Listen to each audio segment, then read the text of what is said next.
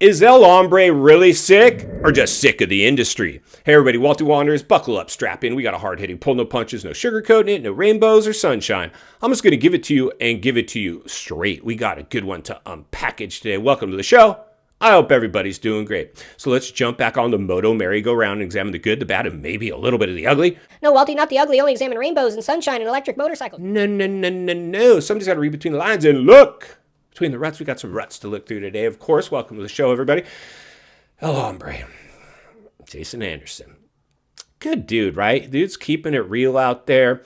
He's not sugarcoating it. He's like a blue-collar guy, and the industry's trying to go white-collar and just make this mainstream sports. It can't. It's too dangerous. These are gladiator games, blood sport, a niche sport. Now, we can grow it. We can get bigger. I don't try to make it ball sports. It's just not. And you got the danger factors there. Watch. I'm not talking about Danger Boy Diggs. I got to take a dump. Full send. Talking about dangerous. We all know how dangerous this stuff is, right? If you've been riding, which I trust if you're watching the show, you've crashed, right? We've all crashed. It's part of the deal. You've had probably a hospital visit. I know I have. It's part of the deal, right? But we still get back on the bike and go because it's the coolest sport in the world. But we got to keep it cool, hardcore, like back in the day. When Walty worked in the industry, that's how it was. It is what it is, right? You can still be a straight edge dude, but you can go have scratch your rebellious itch on a moto, right? That's what we do. So God bless each and every one of you. I hope you guys are having fun on your bikes out there. Now, with that being said, El Walty, I'm chilling in SoCal with the fam.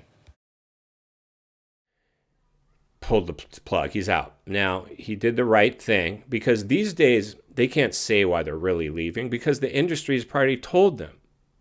We can squish you. If you talk, if you hold us in a negative light, if you say the wrong thing, we will kill your career. And that's why lamestream media, moto media outlets and channels, they're only covering the rainbows and sunshine stuff typically. Now, we're seeing, they can't ignore this forever. And there's always going to be critics, right? There's always going to be critics. And for me, I love the sport. I'm not here to pick it apart, but that's just kind of the deal, right? The way I came up with controversial brands and teams and companies, it wasn't even controversial. Just it wasn't squeaky clean corporate. We were that kind of broke the mold, right? And that's what made this sport so cool. Because back in the day, we had a lot of characters in the sport and a lot of fun and a lot of pyro and a lot of chicks and a lot of punk rock and a lot of cool stuff. It was cool. But now it's not. It's not. Now, history tends to repeat itself. So I think we're going to get cycled through and we'll be back to blood sport soon enough. But in the meantime, Anderson's the latest casualty of the industry. And he tapped out because why stick around? They just signed Jorge Prado, who they're going to probably lose over at Cowie, to this massive contract. So their hands are tied. There's no money for Ando. They didn't want a 3-rider team. And they got Chase coming over, which they probably took out a huge escrow account to even do that borrowed money somewhere to make it happen. And we don't even know if it's going to be. And then Prado clearly isn't happy because he knows now he's not going to be the number one guy anymore. I think this all started when everybody found out that Sexton was coming over. It all started right there. And, Ando was their marquee veteran guy, right? Him and his mechanic, cool dudes. And they at least had their own vibe, kind of this blue-collar vibe. But his finishes were not great. So, I understand Cowie's position. I understand. They probably dude, we love you, dude. We totally wish we could keep you. We just can't. And some suit that doesn't know how to ride made the call, And that's pretty much what's happening. But we asked it. If you're new, get subscribed, jump over to the community page and participate. Throw on an open face and a fresh pair of tear-offs because the roost tends to fly in there as we get our bench racing on. We asked it, is Anderson sick? Or sick of the industry? Let's jump over, take a look at that polling. Then we'll meet back here and wrap it up. All right, race fans, buckle up, strap in, roll up your windows, lock your doors. When asked on the Walty Wanderers community page of the YouTube channel, is Anderson sick or sick and tired of the industry? 6% of you said, no, Walty, he's sick. He's got a cold. That's all. While 41% of you said sick of the industry. 54% of you said it's probably both. And there it is in black and white. The cat's out of the bag. Clearly, our boy Ando has to practice loose lips, sink ships. He had to plan his exit strategy, but I think it's pretty clear at this point. He's sick of the industry. He tapped out. Now, get back to the studio and wrap this one up.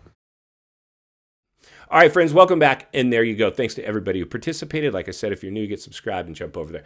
I mean, it's obvious. I mean, we knew this about Ando. He's sick of the industry. I mean, he's rolling in a Prius and renting some beach pad in Cali, and he's stacking cash. That he's not some flashy dudes where all these new kids, the lights riders that come into money, I've seen it. I've seen the McAdoos and even the Shimodas. They're rolling up to the test track in an electric car, a Tesla. And I mean, it's soft, right? I mean, we're moto, dude. We drive trucks, right? You drive a truck, man. Like, it's cool to have a truck and a car. Like, I get it, like I do.